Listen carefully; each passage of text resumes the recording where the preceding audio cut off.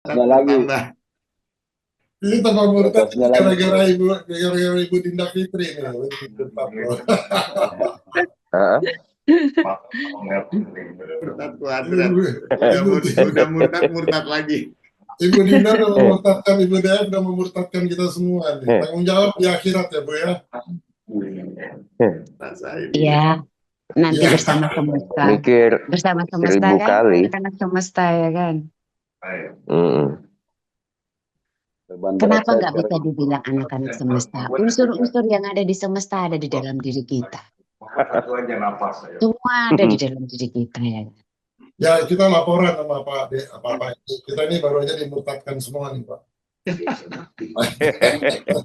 Pak Edi, Iya. ada sekelumit tentang kemurtatanmu di hari ini mungkin ya, dari sedikit yang disimak gitu, seperti apa gitu kemurtatannya ingin bisa disampaikan.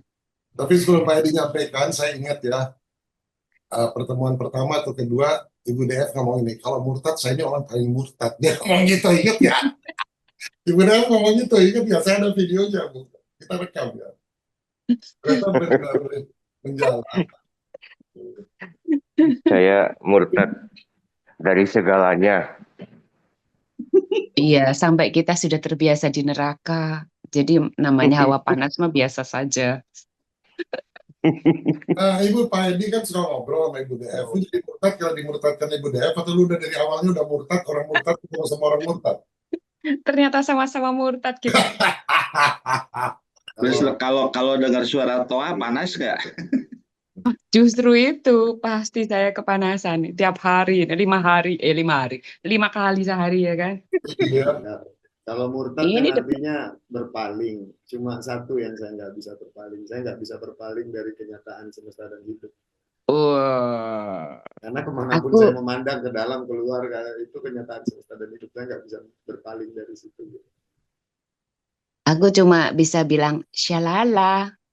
Gak bisa ngomong apa lagi soalnya. Jadi kemurtatan itu artinya tidak hipokrit, maksudnya gitu kan? Tidak menentang kenyataan. Ya dia jujur lah, jujur. Ya. Waktu saya buas, saya akui saya buas. Waktu saya bodoh, saya akui saya sedang bodoh. Iya, tapi yang kan berat, kondisi itu nggak pernah statik. Kita kan Yang- selalu berubah. yang berat dari pemurtadan ini di firman.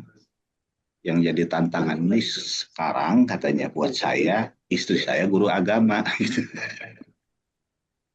Aku guru agamanya sendiri aku bahkan ini gimana sih? Sekarang gimana caranya memurtadkan guru agama itu? Dirimu Ibu. jadi agamanya aja, makanya Ibuku. berfirman. Ibuku evangelis, bapakku pendeta. Jadi evil angelis.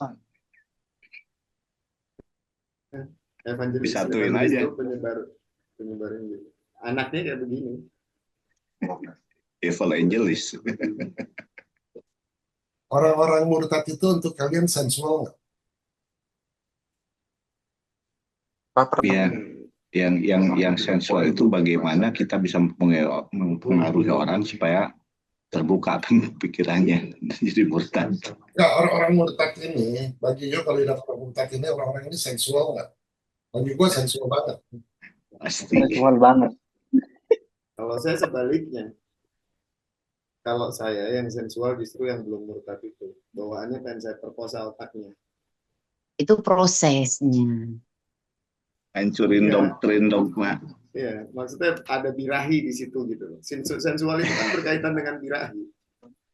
Kalau itu lebih ke tantangan sih.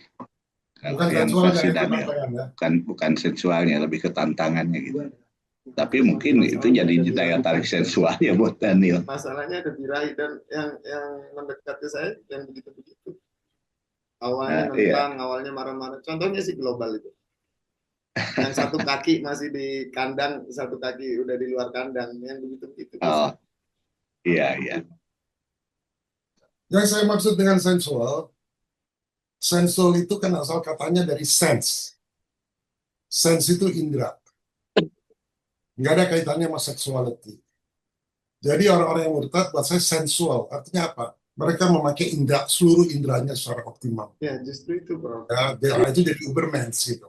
Karena kalau jadi sensual. Kalau Daniel tesisnya orang yang nggak sensual dia pengen bikin jadi sensual. Kalau di kita kan indra itu nggak 5, bro, tapi 10. Dasandria disebutnya. Jadi Nah, kalau alat gitu, kelamin. kalau pakai dengan Daniel ini kan unik. Kalau gitu yang lihat Habib Rizik sensual dong. Iya. Ya. Secara mental ya. Karena kan kalau di konsep kita leluhur, indra itu ada 10, disebutnya dasandria, indra sensorik sama indra motorik, semuanya sense itu. Nah, alat kelamin ini termasuk dalam dasandria tadi. Bahkan sense Jadi yang kalau gitu Habib Rizik hati-hati akan diperkosa oleh Daniel. mentalnya ya, I will read Saya his nanggapin mental. Bang Dharma di sini, kalau saya nama lainnya gitu ya, mungkin semangatnya sih sebenarnya, semangat dia untuk menjalani proses sampai akhirnya dia berubah, menemukan sesungguhnya dia seperti apa. Jadi semangatnya di situ mungkin yang dibilang birahi gitu ya. Semangatnya dia aja. Kalau gitu itu kata lain semangat.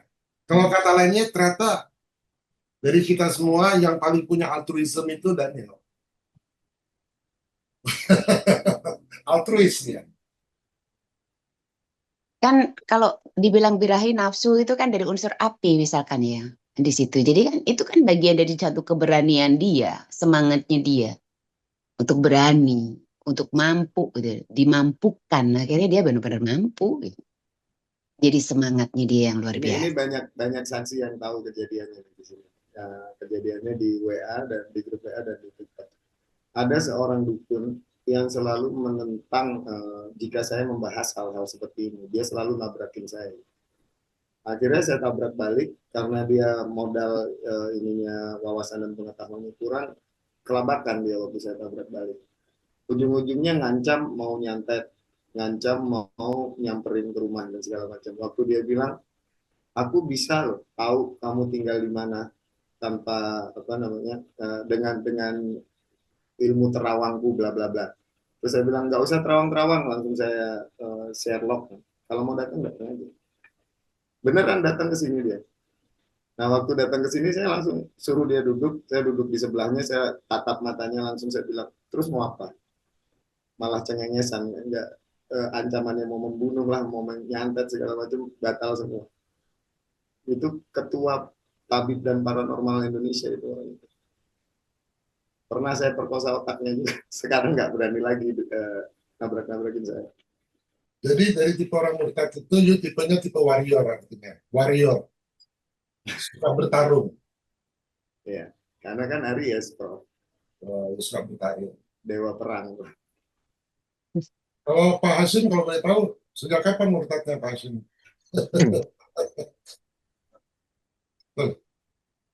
Udah lama dok, Prof. Gara-gara apa? Ya gara-gara lihat di kehidupan aja kan banyak orang ngomongnya hal-hal suci yang dikutip kitab-kitab, dalil-dalil, tapi setelah ngomong itu tanda tangan bagi-bagi Kang tahu gitu. Iya. Kalau saya setuju sama itu ya, sama Yul sama dengan Hilmi. Hilmi itu nggak baca kitab-kitab tuh dia common sense saja, nalar dia. Nanti kan Hilmi ngomong gitu, saya nggak baca-baca. Saya pernah ini Prof, pernah baca sejarahnya akhir dinasti Ming kan ya. Itu kan dinasti Ming kan sistemnya kan meritokrasi kan. Kalau nggak hafal kitab ini nggak bisa jadi pejabat. Nggak hafal kitab ini nggak bisa jadi pejabat. Ya, ternyata pejabat-pejabatnya hafal dalil semua, Prof. Tapi korupsi, nepotisme jalan gitu. Jadi ngapain gitu? Apal segala dalil-dalil itu kalau hati nuraninya nggak jalan gitu. Sama dengan pendeta sama kiai-kiai dong. Iya, sama. Itu terjadi di hampir semua lembaga agama. Bukan lembaga agama, ormas agama lah. Hampir semua terjadi. Ya. Sekarang di Indonesia kan hafal khatam berapa ayat bisa masuk universitas. Hancur udah pendidikan kita kalau itu tuh. Benar. Mau masuk sains tapi syaratnya hafal Iya, khatam berapa ayat gitu kan. Jadi bukannya masuk ke dokteran malah, Prof. iya, bukannya Syaratnya itu hatam Quran. Benar, pendidikan kita gitu. Iya, parah. Daniel yang suka baca, benar Daniel gitu. Terus, jadi kalau kita Rahayu, gimana? izin menyapa, mohon izin para sepuh dan Profesor Richard menghantarkan salam dari Madura. Saya Abe. Lanjut. Ayo Kang Abi. Kalau Rahayu, kembali lagi saya nggak tahu tuh ada yang begitu. Itu resmi dari pemerintah. Kebijakan dari kampusnya. Ada juga yang untuk masuk instansi. Terus pemerintah diam aja. Ya kalau IAIN saya maklum lah kalau misalnya gitu ya. Kalau IAIN ya sesuai dengan SM. Instansi tertentu lah ya. Ya kayak Universitas Indonesia begitu nggak? ITB misalnya.